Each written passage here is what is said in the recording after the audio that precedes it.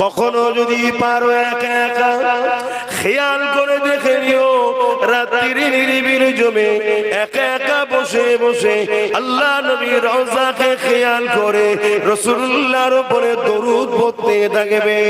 এ যুবকেরা, তরুণেরা, তোমার চোখে কোনা দিয়ে পানি ঝরে যাবে, তোমার দিলটা নরম হয়ে যাবে, তোমার ব্যথার বোঝটা হালকা হয়ে যাবে, ভারী বুকটা হালকা হয়ে যাবে, অন্তরটাতে শান্তি এসে যাবে। কেন আমার রাসূলুল্লাহকে আল্লাহ রাহমাতাল লিল আলামিন করে পাঠিয়েছে। এ যুবকেরা, দুনিয়ায় দুটো দল ছিল, আজও দুটো দল আছে। একটা দল হলো রহমানের, আর একটা দল হলো রহিমের। একটা দল হলো রহমানের, আর একটা দল হলো ইবলিস শয়তানের। এই দুটো দল যুগে যুগে ছিল, আজও রয়েছে, কিয়ামত পর্যন্ত দুটো দল থাকবে।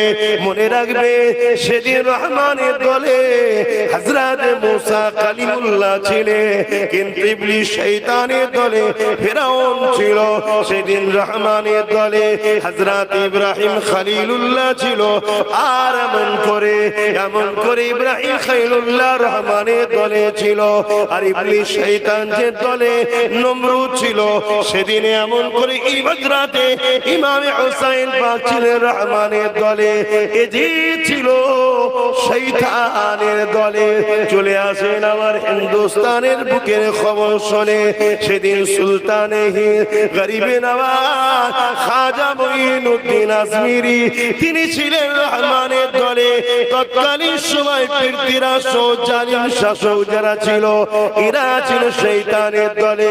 সেদিন হতভাগা আকবর ছিল শয়তানের দলে, আর মুজাদ্দিদ আল-ফিসানি তিনি ছিলেন রহমানের দলে।